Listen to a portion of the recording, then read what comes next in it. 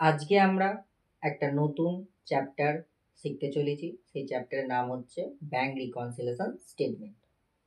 Bank reconciliation statement এটাকে আমরা বলতে পারি বিআরএস। সবাই শর্টকাটে এই স্টেটমেন্টটাকে বলা হয় বিআরএস। তো বিআরএসটা কি সেটা একটু জানা যাক।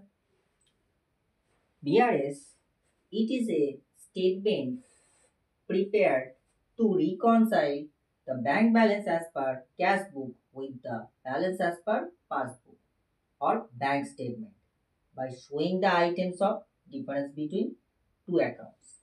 তো এখানের মিনিংটা কি বলতে চেয়েছে, ইট ইজ এ স্টেটমেন্ট, তাহলে এটি একটি বিবরণী, প্রিপেয়ার টু রিকনসাইল, তাহলে কি প্রস্তুত করি আমরা, সমন্বয় করার জন্য এটাকে প্রস্তুত করি। কার কার করা হয় সমন্বয়টা, bank balance as per cash book with the balance as per passbook. তারপরে ক্যাশ বুকের সাথে পাসবুকের যে জেরের মিলকরণ করা হয় সেইটা by showing the items of difference between two accounts. এই গড় মিলের কারণের জন্য এই যে দুটো অ্যাকাউন্টের কি তফাৎ হয়েছে, ডিফারেন্সটা হয়েছে, সেটা আমরা জানতে পারি পিআরএস এর মাধ্যমে। তো ধরা যাক, ধরো দুটো বালতি আছে, দুটো বালতিতে একটা বালতিতে জল, এই বালতিতে জল বেশি আছে। তো দুটোকে আমাকে সমান রাখতে হবে, তাহলে নিশ্চয়ই আমি সমান রাখার জন্য আমি এখান থেকে কিছু জল এখান থেকে সরিয়ে দেবো। কি করব, এই পাত্রে ঢেলে দেবো। তাহলে এই পাত্রে ঢেলে দিলে কিছুটা পরিমাণে এই জল বাড়বে, আর এখানেও জলটা ম্যাচ হবে। তাহলে কি দুটো জল দুটো বালতিতে সমানভাবে আছে। তো এই দুটো বালতিকে আমরা নাম দিতে পারি কি, একটা ক্যাশ বুক আর একটা কি পাসবুক। তাহলে আমরা এখানে দুটো বালতি আছে, তার সেই বালতির নাম কি ক্যাশ বুক আর পাসবুক। তো কোম্পানির বা কোনো প্রতিষ্ঠানের ক্যাশ বুকের ব্যাংক ব্যালেন্স আর পাসবুকের ব্যালেন্স সবসময় কি সমান থাকবে। তো যদি এখানে কোনো ইনক্রিজ ডিক্রিজ হয়ে থাকে তাহলে নিশ্চয়ই কিছু গড়মিল হয়েছে। সেই গড়মিলটা ধরার জন্য আমরা বিআরএস প্রস্তুত করি। তো এবারে দেখা যায় প্লাস আর মাইনাস, এই চ্যাপ্টারটা হচ্ছে সব থেকে সহজ চ্যাপ্টার। যারা শুধুমাত্র যোগ আর বিয়োগ ভালো করে করতে পারো তাদের জন্য একদম ঠিক আছে, কিন্তু যারা এখনো পর্যন্ত যোগ বিয়োগ পারোনি তাহলে তোমাদের জন্য এই চ্যাপ্টারটা নয়।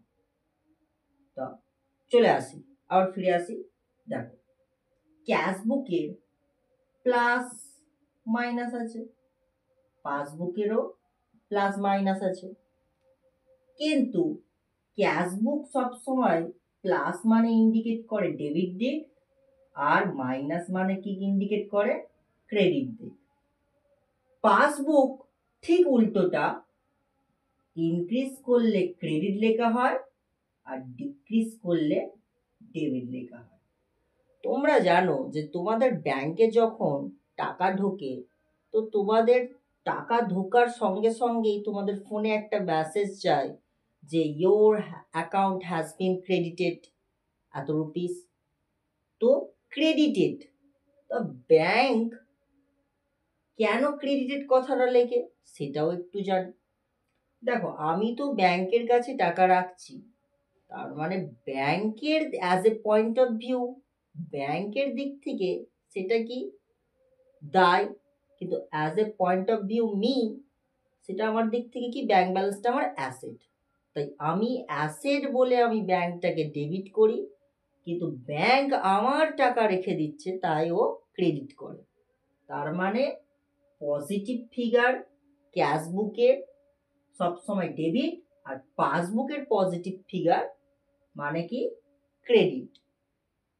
ক্যাশ বুকের মাইনাস মানে কি ক্রেডিট, আর পাসবুকের মাইনাস মানে ডেবিট।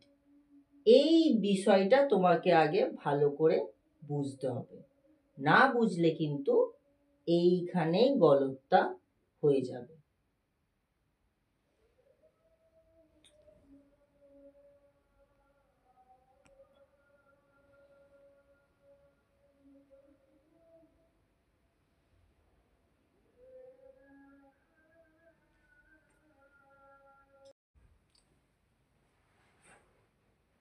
তো ব্যাংক রিকনসিলিয়েশন স্টেটমেন্টের অঙ্কর মাধ্যমে বোঝা যাক যে এই স্টেটমেন্টের মাধ্যমে আমরা কিভাবে ক্যালকুলেশনটা করা হয়। তো তোমাকে অঙ্কটা কোশ্চেনে দেয়া থাকবে, স্টার্টিং ব্যালেন্স দেয়া থাকবে, দেয়া থাকে কি আমরা জানি কি দুটো অ্যাকাউন্ট, একটা কি bank balance as per cash book আর একটা কি bank balance as per passbook. তো তোমাকে স্টার্টিং ব্যালেন্স যদি তোমাকে bank balance as per cash book হয় তাহলে তার ট্রিটমেন্ট অনুযায়ী তখন আলাদা করা হবে, আর bank balance as per passbook হলে তার ট্রিটমেন্ট অনুযায়ী সেটা আলাদা করা হবে। তো সেইগুলো একটা অঙ্কের মাধ্যমে আমরা বুঝবো যে জিনিসটা কি হয়। তো ধরো কোশ্চেনে আছে bank balance as per cash বুক, ডেবিট মানে এর এটা পজিটিভ ফিগার, তাই আমরা কিন্তু 10,000 করলাম। তাহলে তোমরা কলম কি করবে, এখানে আর কোনো জার্নাল লেজার কিচ্ছু নেই, জাস্ট এটা স্টেটমেন্ট ওয়াইজ তোমাকে করতে হবে। প্লাসের একটা কলম, মাইনাস। আচ্ছা, তোমাকে কোশ্চেনে তোমায় বলবে অনেকগুলো গড়মিল দেওয়া আছে, সেইগুলো তোমাকে গড়মিল অনুযায়ী মিলকরণ করাতে হবে, কারণ গড় মিল সেটাকেই মিলকরণ করানো হবে। তো গড় মিলটা এইখান থেকে স্টার্ট হবে, আর তোমাকে ব্যালেন্স দিয়ে থাকবে অঙ্কটা শুরুতেই। এখানে এই অঙ্কতে সে দেওয়া আছে bank balance as per cash বুক, তাই অঙ্কটা স্টার্টিং সব সময় যখন করবে স্টার্টিং ব্যালেন্সটা দিয়ে স্টার্ট হয় অঙ্কটা। এখানে ডেবিট আছে মানে তাই পজিটিভ, যদি এটা ক্রেডিট থাকতো তাহলে মাইনাসে বসাতাম, যেহেতু এখানে ডেবিট তাই 10,000 প্লাস। আচ্ছা, গড় মিলের সাথে কত টাকার গড় মিল হয়েছে সেইগুলো বলে দেবে, কিন্তু গড় মিলটা কি সেই মানেটা আমাকে জানতে হবে। এখানে মানেটা বুঝলেই স্টেটমেন্টটা তোমরা ভালো করে প্রস্তুত করতে পারবে এবং খুবই সহজ। তো দেখো চলো আসা যাক। Cheque issued but not presented for payments for rupees, আমি ধরছি 20,000, ধরো 20,000 টাকা। তাহলে cheque issued but not presented for payments, আচ্ছা এইটা হচ্ছে একটা কি গড় মিল। গড় মিল যখন আছে তার মানে এখানে এফেক্টও থাকবে।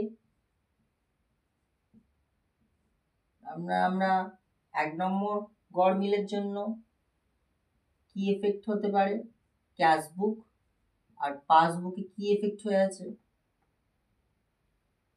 যে 20,000 টাকার একটা চেক তুমি ড্রন করেছো বা ইস্যু করেছো, কাউকে দিয়ে দিয়েছো, কিন্তু সে চেকটা তোমার ব্যাংক অ্যাকাউন্টে ব্যাংকে গিয়ে ভাঙালোই না, তাহলে তোমার ব্যাংক থেকে টাকা কাটবে না। কিন্তু আমরা তো ক্যাশবুক তো ম্যানুয়ালি করি, তাহলে নিশ্চয়ই তুমি ক্যাশবুকে তখন কি করে দিয়েছিলে, ক্রেডিট করে দিয়েছিলে, আর পাসবুকে তোমার তো জমাই পড়ে না। তার মানে এই গড় মিলটার জন্য আমার ক্যাশবুক কি হয়ে আছে, কমে আছে, আর পাসবুক বেড়ে আছে। তাই ব্যাপারটা আরেকবার বলছি শোনো, একটা লোককে তুমি চেকটা ড্রন করেছিলে বা ইস্যু করেছিল, সে তোমার ব্যাংকে গিয়ে যে অ্যাকাউন্টটা তুমি নাম দিয়েছিলে, তোমার যে ব্যাংকের অ্যাকাউন্টের নাম দিয়েছিলে, সে সেই ব্যাংকেই গিয়ে চেকটা উপস্থিত হলো না, তাহলে কি তোমার অ্যাকাউন্ট থেকে কি টাকা কাটবে? দেখো তুমি চেক ডিপোজিটেড করছো না, তুমি চেক ইস্যুড করছো, কারণ চেকটা তুমি কাটলে, একটা চেক কেটে তুমি দিলে প্রদান করার জন্য। কেন? সেই লোকটাকে কেন দিলাম, সে তোমার থেকে টাকা পায়, তাই তুমি কি করছো, টাকা নেই চেক দিয়ে দিলে, সে চেকটা গিয়ে ব্যাংকে ভাঙালো, তোমার অ্যাকাউন্ট থেকে টাকা কমে যাবে। কিন্তু সেই লোকটা তো যায়নি, but not presented for payments, উপস্থিতির জন্যই তো যায়নি, তো পেমেন্টের জন্যই তো উপস্থিত হয়নি। তাহলে তোমার কি পাসবুকে টাকা কমবে? তাহলে টাকা কি বেড়ে থাকবে, কিন্তু ক্যাশবুকে কমে আছে। কেন? কত টাকা? 20,000 টাকা। অঙ্কতে দেওয়া আছে 20,000 টাকা, টাকাগুলো গড় মিলের কত টাকার গড় মিল হয়েছিল, 20,000। তো আমরা কার সাথে এখন এই অঙ্কটা ম্যাচ করাই, ব্যাংক রিকনসিলিয়েশন স্টেটমেন্ট কার সাথে ম্যাচ করায়, ক্যাশবুক আর পাসবুকের মধ্যে আমরা তো ম্যাচ করাই। তো এখন ক্যাশ বুক তো পাসবুকের সাথে ট্যালি হবে, ক্যাশ বুক পাসবুকের সাথে ট্যালি হবে, তার মানে ক্যাশ বুক কমে আছে, পাসবুক বেড়ে আছে, তাহলে আমাকে এর সাথে ট্যালি করার জন্য তাহলে ক্যাশ বুককে কি করতে হবে, প্লাস করতে হবে। তাহলে টাকাটা কি হবে, 20,000 प्लस। तब मुद्दा कथा की पासबुक बड़ा आदमी होकर बैठा है तो इसलिए कैश बुक को बड़ा आदमी होना पड़ेगा, सिंपल। अच्छा, 2 number, cheque deposited into bank but not collected, cheque deposited into bank but not collected, এখানে কালেক্টেড বলতে বোঝাচ্ছে ব্যাংকই কালেক্ট করেনি, ব্যাংক কি করেছে, কালেক্টই করেনি। কালেক্টেড এখানে বলতে কাকে বোঝাচ্ছে, ব্যাংক, মানে তোমার ব্যাংকই কালেক্ট করেনি। তাহলে জিনিসটা কি হয়েছিল, গল্পটা যে তুমি একটা চেক ডিপোজিট করেছিলে ব্যাংকে, কিন্তু সেই ব্যাংকে কিছু কারণের জন্য তোমার চেকটা বাতিল করে দিয়েছে, তাই তো হয়তো কোনো ডিসপুট দেখা গেছে, তাই জন্য তোমার চেকটা কি হয়েছে, তোমার অ্যাকাউন্টে জমা পড়ে না। কিন্তু এই 2 নম্বর গড়মিলটায় তুমি তো চেক ডিপোজিট করে দিয়েছো, তাহলে ক্যাশ বুকের ব্যাংক কলামে তুমি টাকা ডিপোজিট করেছো, মানে তাহলে কি করবে, প্লাস করে বসে থাকবে, কিন্তু তোমার টাকা তো পাসবুকেই জমা পড়ে না, তাহলে পাসবুক কি হয়ে থাকবে, কমে থাকবে। কত টাকার গড়মিল হয়েছিল, ও কোশ্চেনে দেওয়া আছে 5,000 টাকা। তাহলে 5,000 টাকা তুমি চেক জমা দিতে গিয়েছিলে ব্যাংকে, কিন্তু ব্যাংক সেই টাকাটা কালেক্টই করেনি, মানে তোমার চেকটা কালেক্টই করেনি, তাহলে 5,000 কি আছে, পাসবুকে কমে থাকবে, ক্যাশ বুকে বেড়ে থাকবে। তার মানে আমি অঙ্কটা কি ধরে করছি, ক্যাশ বুক ধরে করছি, তাহলে ক্যাশ বুক ধরে যদি করি তাহলে আমাকে পাসবুকের সাথে ট্যালি করাতে হবে, তাহলে পাসবুকের সাথে ট্যালি করাতে গেলে पासबुक तो अब छोटा आदमी होकर बैठा है, तो कैश बुक को छोटा आदमी होना पड़ेगा। তাহলে এখন কি করব, 5,000 টাকা মাইনাস করে দেব, বোঝা গেল, সিম্পল। আচ্ছা, চলে এসো 3 নম্বর, cheque deposited into bank but not recorded in the cash book. এইবারে ব্যাপারটা কি হয়েছে, চেক ডিপোজিট করে দিয়েছো তুমি ব্যাংকে, কিন্তু তুমি ক্যাশ বুকেই রেকর্ড করুনি, তার মানে আমি ক্যাশ বুকে এন্ট্রি করিনি, আমি ক্যাশ বুকে জমার এন্ট্রি করিনি, কিন্তু পাসবুকে কিন্তু চেকটা এবারে ডিপোজিট হয়ে গেছে, তার মানে কি পাসবুক বেড়ে আছে, ক্যাশ বুক কমে আছে, তার মানে এফেক্টটা কি হয়েছে, এই গড়মিলটার জন্য এফেক্টটা কি হয়েছিল, যে তুমি not recorded in the cash book, cash বুকে রেকর্ড করনি, মানে কি তোমার টাকা কমে আছে, কিন্তু পাসবুকে বেড়ে আছে। তার মানে এখন আমাকে কার সাথে ট্যালি করতে হচ্ছে, ক্যাশ বুককে পাসবুকের সাথে ট্যালি করতে হচ্ছে, তাহলে পাসবুক তো প্লাস হয়ে আছে, তাহলে ক্যাশ বুককেও তাহলে মাইনাস হয়েছিল, তাহলে প্লাস হতে হবে। অঙ্কেতে, কোশ্চেনের অঙ্কতে অ্যামাউন্টটা দেওয়া আছে 2,000। আচ্ছা, ইন্টারেস্ট 4 নম্বর গড়মিলটা কি বলেছে, 4 নম্বর গড়মিলটাই বলেছে ইন্টারেস্ট ক্রেডিটেড বাই ব্যাংক, তাহলে ব্যাংক এই টাকাটা জমা করেছে তোমার খাতে, তাই সে কি লিখেছে, ক্রেডিটেড, এবং সে কি দিচ্ছে আমাকে, ইন্টারেস্ট দিয়েছে, but not recorded in the cash বুক, তাহলে ব্যাংক তোমাকে ইন্টারেস্ট প্রোভাইড করেছিল, তুমি সেটা ক্যাশ বুকে এন্ট্রি করোনি, তার মানে তুমি যদি ইন্টারেস্ট পাও, তার মানে তোমার ক্যাশ বুকের ব্যাংক ব্যালেন্স বাড়ার কথা ছিল, কিন্তু সেটা তুমি এন্ট্রি করোনি। আমরা জানিই নি যে আমার টাকা ব্যাংকে ঢুকেছিল, সেটা ইন্টারেস্টের টাকা ছিল, আমি বুঝতেই পারিনি যে ব্যাংক আমাকে ইন্টারেস্ট দিয়েছিল, তাই আমি এন্ট্রি করতে ভুলে গেছি বা এন্ট্রি করা হয়নি। তাহলে ক্যাশ বুক তাহলে কি হয়ে আছে, কমে আছে, কারণ তুমি তো ইন্টারেস্টটাই যে পেয়েছো সেটা ক্যাশ বুকে তুমি লিখোনি, কিন্তু পাসবুকে তো টাকাটা এন্ট্রি হয়ে আছে, তাহলে তো ব্যাংক তো প্রোভাইড করছে, তাহলে তোমার পাসবুকে তো ক্রেডিটেড হচ্ছে, আর এর পজিটিভ মানে তোমরা জানো কি ক্রেডিট, আর এর পজিটিভ মানে হচ্ছে কি ডেবিট, তাহলে সিম্পল ক্রেডিটেড মানে এ প্লাস এ মাইনাস, কিন্তু এখন তো গড়মিলের দ্বারা তুমি তো এফেক্ট হয়ে আছে মাইনাস ক্যাশবুক, আর পাসবুক কি হয়ে আছে প্লাস। কোন নম্বর? 4 নম্বর গড়মিলটায়। তাহলে এখন আমাকে কি করতে হবে? গড়মিলটাকে তো ম্যাচ করাতে হবে, মিলকরণ করাতে হবে। তাহলে ক্যাশবুককে এখন কি করে দেবো? যোগ করে দেবো। কারণ স্বাভাবিক, তুমি তখন ইন্টারেস্ট পেয়েছিলে, তুমি টাকা জমা করোনি, এখন গড়মিলটা ধরা পড়েছে, তাহলে এখন টাকাটা কি করব? প্লাস করব। ইন্টারেস্ট ছিল 500 টাকা। পরের গড়মিল কি বলেছে? Bank charges debited by bank. তার মানে কি ডেবিটেড বাই ব্যাংক মানে কি আছে? ডেবিটেড মানে কি? ব্যাংকের নেগেটিভ দিকটা কি? ডেবিট, আর পজিটিভ দিকটা কি? ক্রেডিট, অ্যাজ পার পাসবুক অনুযায়ী। তো এখানে ব্যাংক তো তোমার চার্জেস, তা ব্যাংকে তুমি টাকা রাখছো বা ব্যাংক তোমাকে সার্ভিস দিচ্ছে, ও নিশ্চয়ই তোমার থেকে কোনো চার্জেস তো কাটবে। তো সেটা কি বলছে? ডেবিটেড। কিন্তু তুমি সেটা কি করেছো? But not recorded in the cashbook. তুমি ক্যাশবুকেই রেকর্ড করোনি। তার মানে ক্যাশবুকে রেকর্ড করে নি, কিন্তু আমার পাসবুকে তো টাকা কেটে নিয়েছে, চার্জেস তো কেটে নিয়েছে, তাহলে পাসবুক তো শো করছে মাইনাস। কিন্তু তুমি তো এই যে চার্জেস কেটেছে সেটা তুমি ক্যাশবুকের ব্যাংক কলমে তুমি দেখাওনি, তাহলে কি হয়ে আছে? এফেক্টটা প্লাস হয়ে আছে। কিন্তু এখন তোমাকে কি করতে হবে? কার সাথে ট্যালি করছো? পাসবুকের সাথে। তাই পাসবুকের সাথে ট্যালি করছো বলে তাহলে গড়মিলটা কি করতে হবে? এখন আমাকে মিলকরণ করার জন্য মাইনাস করতে হবে। ছিল কত? 200 টাকা। সিম্পল। আচ্ছা, লাস্ট 6 নম্বর গড়মিলে আছে কি?